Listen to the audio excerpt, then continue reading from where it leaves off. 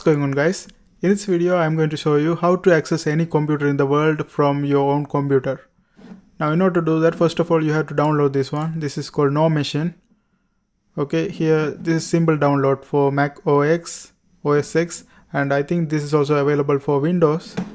So after you install this one, what you have to do is, it's a very easy step. Like if you are trying to access any university, they will have the manual to how to access. I'm from University of Windsor, so here they have the demo, right? It's just easy to set up.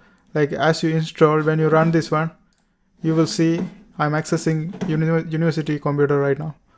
I'm using Raptor software because I couldn't install in my Mac computer, so I use Raptor software from my home, and this is how we access any computer in the world using this software.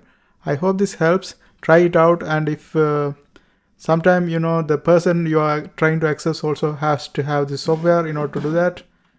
But this is very easy setup. Like as you go through install and few runs, and that's gonna give you this one. I hope this helps. Thanks for watching, and don't forget to subscribe. See you next time.